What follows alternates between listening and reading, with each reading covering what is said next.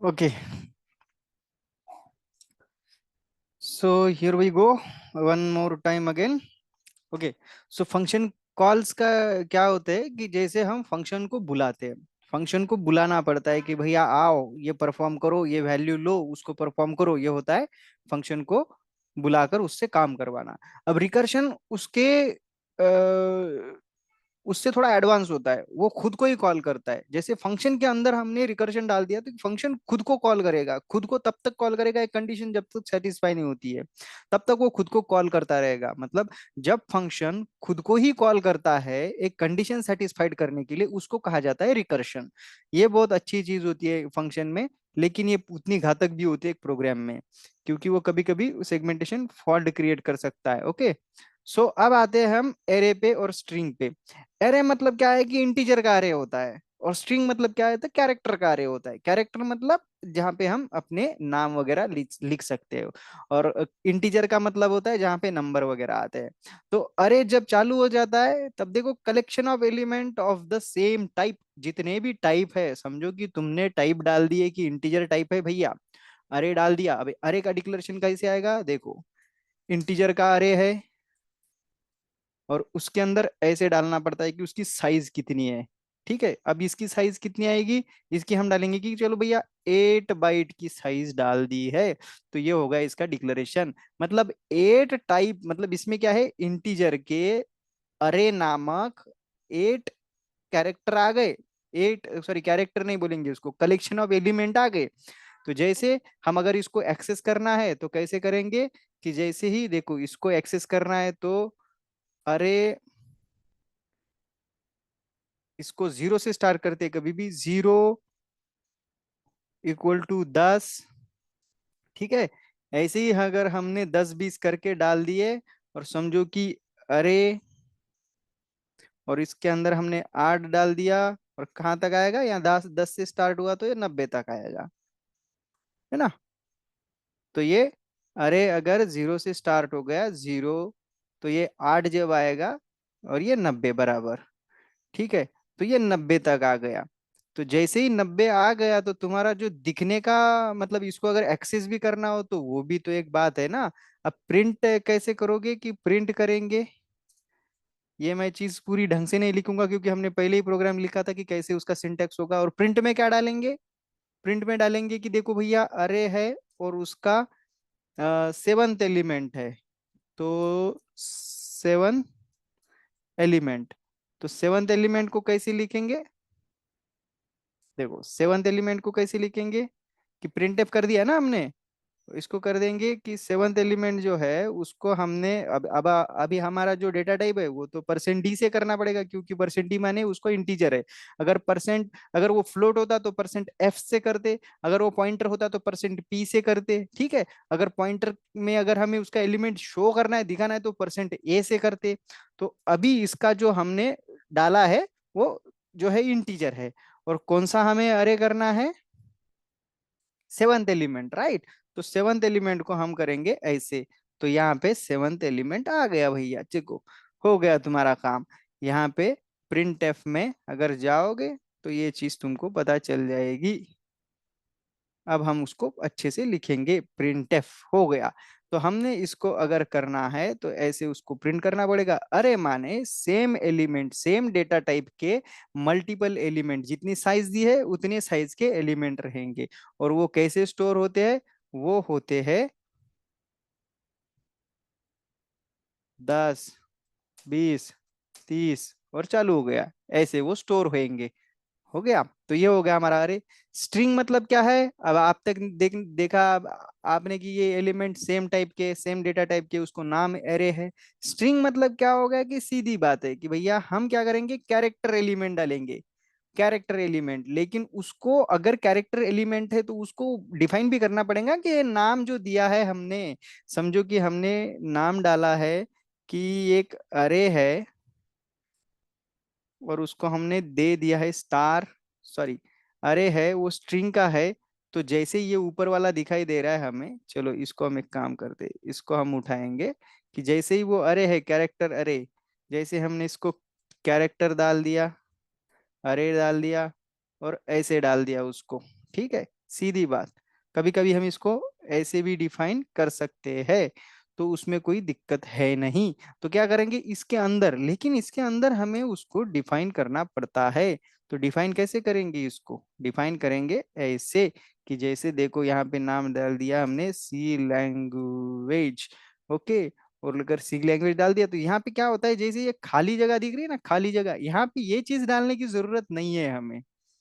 ये इनविजिबल रहती है, इनविजिबल, यहाँ पे आखिरी में इनविजिबल रहेगी। तो ये चीज हम जब एक्सेस करेंगे तभी हमें पता चलेगी, कि जैसे हम इसको राइट डाउन करने चले ना, तब हमें पता चलेगी कि ये एंड है इसका। तो जैसे आप अगर बोलोगे कि इसको भैया ऐसे क्यों नहीं डाल रहे हो आप, तो इसने जो जैसे बोला है, इसको हम ऐसे क्यों नहीं डाल रहे हो आप, बराबर आप बोल सकते हो ऐसा। लेकिन हम इसको डालते नहीं है, ये इनबिल्ट रहता है, जैसे ही आपका खत्म हो गया वैसे ही आपका ये इनबिल्ट रह गया। ओके। सो ये चीज होती है इसके अंदर।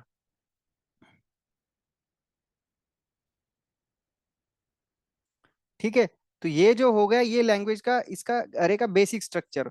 और स्ट्रिंग में और अरे में क्या फर्क है, कि स्ट्रिंग एक सेम डेटा टाइप के लिए यूज होता है, और जो सॉरी ये अरे जो है वो सेम डेटा टाइप के लिए यूज होता है। और जो ये स्ट्रिंग है वो सिर्फ कैरेक्टर अरे उसको नाम से जाना जाता है, और कैरेक्टर के लिए यूज होता है। ठीक है। अब देखते हैं पॉइंटर क्या है। जैसे मैंने बोला कि जब भी हम कंसेप्ट देखते हैं, कि रोम और रैम का कंसेप्ट जब भी देखते हैं, तो यहाँ पे ये चीज जो है वो बहुत इंपॉर्टेंट हो जाती है पॉइंटर की। क्योंकि जो रैम होती है वो तो 2 3 4 GB की होती है, और जो रोम होती है मतलब हार्ड डिस्क की मेमोरी होती है वो तो टेराबाइट में होती है। आप सोचो कि इतनी बड़ी मेमोरी ये छोटी सी रैम में कैसे आती होंगी। इसमें भी एक लॉजिक लगता है, कि जैसे क्या होता है इसमें सिर्फ मैप किया जाता है, उस बड़ी वाली चीज को मैप किया जाता है, और जब भी जरूरत पड़ती है तो उसको फेच किया जाता है। तो जैसे इसको हम देखते हैं पॉइंटर को, तो पॉइंटर से हमें याद आता है रैम का कंसेप्ट और रोम का कंसेप्ट। तो इससे क्या होता है, जैसे ही एक पॉइंटर जिसको हम असाइन करते हैं, तो उसको एक वैल्यू असाइन करते हैं एक एक्स प्लेस पे, मतलब डायनेमिक मेमोरी में। और डायनेमिक मेमोरी में ये जब वैल्यू जाती है तो उसको रियल वैल्यू को फेच करके लाती है। तो देखो इसका बहुत अच्छा कंसेप्ट है पॉइंटर का। और पॉइंटर में क्या होगा, आपको पूछा जाएगा कि मतलब भैया variable that stores memory address. Memory address मैंने जैसे मैंने बताया कि एक मेमोरी है, कहीं तो भी कुछ तो भी डेटा रखा है, समझो कि एक 4 GB का मूवी रखा है हार्ड डिस्क में। अब क्या होता है, तुम्हारी जो वो जो 4 GB का मूवी है उसको तुमको अगर देखना है अभी रियल टाइम में, तो वो तो 4 GB की अगर तुम्हारी ये नहीं है रैम, तो क्या होगा, इसको डायनामिक मेमोरी से एक्सेस किया जाएगा। डायनामिक मेमोरी माने जितने की जरूरत है उतना डेटा लाते जाओ और इनको दिखाते जाओ। तो क्या होता है कि ये जो एड्रेसेस होते हैं पॉइंटर, ये इसमें हेल्प करते हैं इसकी। तो जैसे ही हम उसको एक्सेस करना चालू करते हैं, वो बोलते हैं कि इसके पास क्या है, एड्रेस है, किसके, एक स्टोर डेटा के। और ये कौन, ये क्या है, एक वेरिएबल है, that means the variable that stores memories address. Okay. तो अभी डी रेफरेंसिंग भी होता है, ये रेफरेंसिंग हो गया, यहाँ पे रेफर कर दिया कि भैया जाओ लेके आओ। डी रेफरेंसिंग में क्या होता है, accessing the value at the memory address stored bye A pointer. तो डी रेफरेंसिंग मतलब क्या होगा, कि वो वैल्यू को हम एक्सेस कर रहे हैं, जी जो एड्रेस से हम वहां पे जा रहे हैं, एक वेरिएबल है हमारे पास, रेफर कर दिया कि भैया ये है वेरिएबल, और हम उसको एड्रेस से रेफर कर रहे हैं। तो अगर कर रहा है उसको, तो हम ये एट वाला जो सिंबल है इससे हम उसको डी रेफरेंसिंग करते हैं, एट वाले सिंबल से। तो जैसे इससे तो हमें पता चल गया, लेकिन यहाँ पे हम ज्यादातर यूज करते हैं एट वाला सिंबल। ठीक है, एट वाला सिंबल यूज करते हैं, ये ध्यान में रखना। अब पॉइंटर अरिथमेटिक क्या होता है ये भी चीज देख लो। Operation on pointer to transverse अरे, कि जैसे हमने देखा था कि ये अरे जो होते हैं ऐसे एलिमेंट होते हैं। ठीक है। अभी इनको ट्रांसफर भी करना है, इनके साथ मैनिपुलेशन भी करना है हमें, जैसे कि मेमोरी एड्रेस जंप भी करना पड़ता है कभी कभी, तो पॉइंटर को हम पी प्लस प्लस कर देते हैं पॉइंटर को। जैसे ये चीजें बहुत कॉम्प्लेक्स है, अभी नहीं पूछी जाएगी, लेकिन जब तुम सीडा का कोर्स कर लोगे खत्म, तब ये चीजें पूछी जाएगी। ठीक है, कि क्या होता है पॉइंटर का ये अरिथमेटिक ऑपरेशन। मतलब ये ध्यान में रखना, अरिथमेटिक वही चीज होती है जैसे तुम जो इसके अरेज होते हैं उनके ऊपर काम करना शुरू कर देते हो, कि अरे एक अरे से लेके दूसरे अरे में जाना, दूसरे अरे से तीसरे में जाना। और अगर ऐसे करते करते अगर आप अरे को जा सकते हो, तो हो सकता है कि उसमें मेमोरी करप्शन का भी प्रॉब्लम आ सकता है, जिसको हम बोलेंगे कि इनवैलिड पॉइंटर, और उससे आता है सेगमेंटेशन फॉल्ट। ओके, अब देखिए स्ट्रक्चर क्या होता है। जैसे हमने बात की थी सबसे पहले कि ये जो एक डिफाइंड डेटा, ये डिराइव्ड डेटा टाइप्स है, जिसमें हमने देखा था, ये डिराइव्ड डेटा टाइप्स है जिसमें हमने देखा था कि भैया ये स्ट्रक्चर है, इसका कहना क्या है कि एक सेम डेटा, एक कॉमन डेटा, एक कॉमन नाम से हम उसको लेंगे कि इसको कस्टम करवाएंगे, जैसे कि कॉलेज का डेटा है, स्कूल का डेटा है, हॉस्पिटल का डेटा है, होटल का डेटा है, सबका डेटा है। तो इनको एक तरीके से स्ट्रक्चर में डालेंगे। तो स्ट्रक्चर अगर लिखना हो तो कैसे लिखना पड़ेगा हमें, देखोगे हम क्या करेंगे, स्ट्रक्ट ऐसा नाम डालना पड़ेगा। स्ट्रक्ट नाम डाल दिया, स्ट्रक्चर का नाम दे देंगे अभी, स्ट्रक्ट का नाम दे दिया चलो कॉलेज। और उसके अंदर हम लिखना चालू करेंगे कि देखो स्टूडेंट तो पहले आएंगे, उसके अंदर स्टूडेंट में कितना मतलब हम देने वाले हैं, स्टूडेंट क्या करेंगे कि कैरेक्टर, कैरेक्टर रहेगा ना, कैरेक्टर, कैरेक्टर स्ट्रिंग वाला स्टूडेंट, जैसे नेम है, ठीक है, उसके आगे लगा देंगे कुछ तो भी साइज दिया जाएगा इसका। ठीक है, ऐसे ही करके करके करके इंटीजर भी डालेंगे इसके अंदर, एज डालेंगे, ठीक है, उसका भी साइज दिया जाएगा, या नहीं दिया तो भी चलेगा क्योंकि एक ही है ना, एज दिया जाएगा तो लेंगे। उसके बाद में हम डालेंगे कि भैया फ्लोट है, मार्क्स डालो उनके। एक स्टूडेंट, देखो यहाँ पे स्टूडेंट डाला हमने, स्टूडेंट का कैरेक्टर अरे है ये, ठीक है। बाद में उसका एज डाला, बाद में उसके मार्क्स डाले, और ऐसे ही उसको डालते गए। ऐसी मल्टीपल चेन हो सकती है, मल्टीपल लिस्ट हो सकती है। और उसके बाद में ये लिस्ट के बाद क्या करेंगे हम, उसको एक्सेस करेंगे। तो इसके एक्सेस करने का भी सिंटैक्स बाद में देखेंगे आने वाला, जो भी हम अभी रियल टाइम में देखेंगे, एक उसके एग्जाम्पल देखेंगे तब देखेंगे। तो क्या होता है, ये होता है हमारा डिफाइनिंग स्ट्रक्चर। स्ट्रक्चर को ऐसे डिफाइन किया जाता है। इसके हिसाब से ये क्या बोल रहा है कि कस्टम डेटा टाइप है that group different data type. जैसे मैंने बोला, ये देखो, ये डिफरेंट डेटा टाइप है, ये भी डिफरेंट डेटा टाइप है, और ये भी डिफरेंट डेटा टाइप था। मतलब तीन डेटा टाइप, मतलब तीन डेटा टाइप हमने एक ही चीज में डाल दिए भैया। ये स्ट्रक्ट कॉलेज में तीन डेटा टाइप डाल दिए, तो इसका मतलब तो ये तो सेटिस्फाई हो गया, ये तो सीधी सीधी डेफिनेशन हो गई उसके लिए। अब देखते हैं कि एक्सेसिंग मेंबर्स ये क्या होते हैं।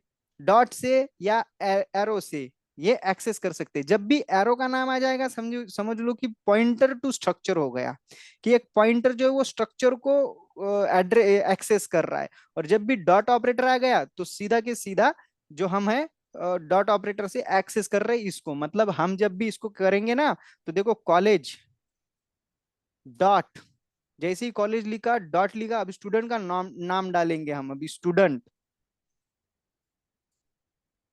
ठीक है, कॉलेज डॉट स्टूडेंट, ठीक है। और स्टूडेंट के बाद जो भी है फिर उसका नाम वगैरह वगैरह, जो भी नाम है वो आ जाएगा, एक्स वाई जेड, ठीक है, एक्स वाई जेड जो भी नाम है वो आ जाएगा। इसको बोलते हैं डॉट ऑपरेटर से इसको एक्सेस करना। ये रहा डॉट ऑपरेटर से एक्सेस किया, ठीक है। ये बाद में पता चल जाएगा कि एक्सेस कैसे करेंगे, क्योंकि ये भी चीज होती है, हमने स्ट्रक्चर तो लिख दिया, स्ट्रक्चर लिख दिया, अभी इसको कैसे एक्सेस करेंगे, ठीक है।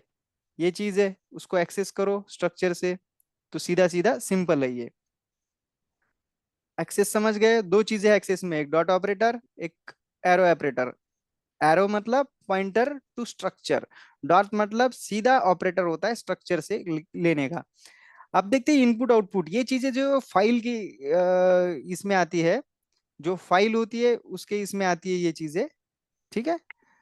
तो जैसे ही फाइल की बात होती है, कोई एक फाइल दी गई होती है आपको, जिसमें बहुत सारा डेटा होता है। अब उस फाइल को ओपन करना है, उसमें से चीजें स्कैन करनी है, उसमें से चीजों को क्लोज भी करना है अगर ओपन है तो। कुछ चीजें हम राइट भी करते हैं, कुछ रीड भी करते हैं, कुछ चीजें डायरेक्टली उसमें इंसर्ट करते हैं, तो कुछ चीजें वहां से लेते हैं। तो इसमें सारे के सारे फंक्शन दिए रहते हैं फाइल इनपुट आउटपुट के। सिंपल चीजें हैं, F open, F close, F read. अभी समझ में आ गया होगा कि एफ ओपन मतलब फाइल ओपन हो गई, फाइल क्लोज हो गई, फाइल रीड हो गई, फाइल राइट हो गई, फाइल प्रिंट हो गई पूरी की पूरी, फाइल स्कैन हो गई। और फाइल गेट मतलब हमें उसमें चीजें डालनी है या लेनी है। एफ पुट मतलब वही पुट सी, हमें कैरेक्टर उसमें इंसर्ट करना है, तो ये चीजें हो जाती है। तो प्रिंट और स्कैन वो आईओ कंसोल में यूज होते हैं। आईओ कंसोल माने वो डिफरेंट चीज होती है, जैसे हम इसको कंसोल के हिसाब से लेते हैं, जैसे डैशबोर्ड हो गया तुम्हारे, सी शेल हो गए ऐसे। तो मेमोरी मैनेजमेंट होता है। देखो ये तो चीजें यहाँ तक समझ में आ गई कि ये फाइल होती है, बहुत सारा डेटा होता है जिसको लिया जाता है। जैसे अभी देखो ये मॉडर्न टेक्नोलॉजी में अगर हम यूज करें ना इसको, तो जैसे आज कुछ चीजें हैं, जैसे हम वर्ड के फॉर्मेट में डेटा थैंक यू डाल थैंक यू। रहे, वर्ड के फॉर्मेट में डेटा ए डाल टू जेड रहे, अपडेट। और उन उस डेटा माय को टर्न टू टाइम। वॉइस के फॉर्मेट में बाहर ले। डायनेमिक मेमोरी एलोकेशन का क्या होगा देखो, जैसे ही हम देखेंगे कि मैलॉक, कैलॉक, रियलॉक, ये मेमोरी को अलोकेशन हो जाता है। जैसे कि डायनामिक मेमोरी मतलब जैसे मैंने बताया कि जैसे हम रोम में है या रैम में। रैम मतलब तुम्हारी स्टैटिक मेमोरी, रोम मतलब डायनामिक मेमोरी। तो क्या होता है, रोम तो बहुत बड़ी जगह है, जैसे ऐसा ऐसा ऐसा समझ लो कि वो थाउजेंड्स ऑफ एकड़ लैंड है, और जो रैम है वो तुम्हारा घर है। तो तुम्हारे घर घर के अंदर एक नक्शा है जिसके अंदर लिखा है कि ये हमारी थाउजेंड्स ऑफ एकड़ लैंड है। ये लैंड के इस कोने में कुआं है, उस कोने में बरगद का पेड़ है, बीच में ये पेड़ है, वहां पे ये जैसे नक्शा है, नक्शे में दिखाया गया है। तो समझो कि ये जो नक्शा है, नक्शे में दिखाया गया है, ये हो गया एड्रेस वहां का। अब छोटे से मैप पे थाउजेंड्स ऑफ एकड़ लैंड का अगर आप हर पॉइंट पॉइंट करके बता रहे हो कि ये चीज वहां है, वो चीज वहां है, तो ये हो गया मेमोरी अलोकेशन। कि आपकी एक छोटी सी चीज जो है वो बता रही है कि कौन सी चीज कहाँ है। हालांकि वो चीज पूरी की पूरी हम वहां पे एक्सेस नहीं कर रहे, उसको पूरी की पूरी चीज को नहीं देख रहे, लेकिन फिर भी हमें पता है कि वो चीज वहां है। तो जैसे ही हम पॉइंट करेंगे तो हम वहां पे चले जाएंगे, जैसे ही हम बटन दबाएंगे तो वहां चले जाएंगे। अब समझो कि आपके मोबाइल में एक ऐप खुला है, बहुत सारे ऐप है, बहुत सारे मतलब डैशबोर्ड पे ऐप है। तो ये क्या होगा, ये आपका एक पॉइंटर समझ लो कि जैसे ही आपने किसी चीज पे क्लिक कर दिया तो आपको क्या होता है, उस चीज पे ले जाया जाता है जहां पे बहुत सारा डेटा है। तो क्या होगा, आपको डायनेमिक मेमोरी के अंदर डाल दिया गया है कि भैया देखो तुम थे यहाँ पे, वहां पे एक पॉइंटर दिया गया और गए वहां पे, वो हो गया पॉइंटर अपना। अब उसी पॉइंटर को डायनेमिक मेमोरी अलोकेशन से अलॉक किया जाएगा। तो जैसे अलॉक करना है तो वहां पे एक प्लेस देनी पड़ेगी, कि मैलॉक करना पड़ेगा, मेमोरी अलोकेशन करना पड़ेगा। इसको बोलते हैं मेमोरी अलोकेशन, जहां पे मेमोरी अलोकेट होगी कि इस चीज को इतनी मेमोरी दी जाए, तो उसको उतनी मेमोरी दी जाएगी ये अपने केबी के हिसाब से। अब उसी मेमोरी को कैंसिल भी करना पड़ेगा, कैलॉक करना पड़ेगा। कैलॉक माने क्यों कैंसिल करना पड़ेगा, अगर हमने उसको कैलॉक नहीं किया, कैंसिल नहीं किया, तो वो करप्ट हो सकती है। मेमोरी करप्ट नहीं होनी चाहिए, उसको कैंसिल भी करना है। क्योंकि डायनामिक मेमोरी है, देखो नक्शे पे दिया गया है हमें कि ये भैया यहाँ पे है, वो वहां पे है। अगर उसी जगह पे दूसरी चीज डालोगे तो वो तो गड़बड़ हो जाएगी, दिखेगा नहीं। तो उसको मैलॉक करो, बाद में कैंसिल करो, और फिर रियलॉक करो। अगर तुम्हारी इच्छा है कि भैया तुमने मैलॉक मेमोरी करी थी 2 GB की, लेकिन अभी क्या हुआ, तुमको जरूरत पड़ी 3 GB की, तो बाकी की तुम रियलॉक करो उसमें। ठीक है। और इसके बाद करो तुम फ्री, मतलब जितनी भी ली थी उसको फ्री करो। फ्री क्यों करना है, नहीं किया तो मेमोरी लीक का प्रॉब्लम आ जाएगा। क्वेश्चन पूछा जा सकता है कि अगर डायनेमिक मेमोरी में फ्री अगर नहीं करते हो तो क्या होगा, तो मेमोरी लीक का प्रॉब्लम आ जाएगा रन टाइम पे। ठीक है, ये चीज ध्यान में रखना। अब देखते हैं कि मैक्रोज क्या होते हैं। मैक्रोज माने एक चीज को हमने डिफाइन कर दिया, देखो ये hash include, hash define, hash in-depth, ये हो गए मैक्रोज। मैक्रोज मतलब क्या है, इनको ज्यादा वैल्यू नहीं रहती है, ये वेरिएबल वेरिएबल नहीं रहते हैं, लेकिन इनके पास एक खुद का वैल्यू रहता है। ठीक है।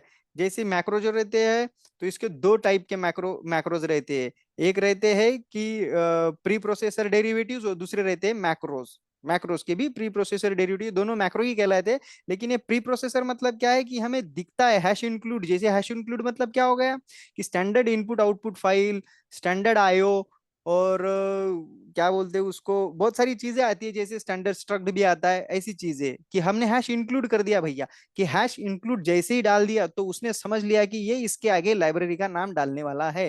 हैश डिफाइन मतलब क्या है, इसके आगे वो कुछ तो भी डिफाइन करने वाला है।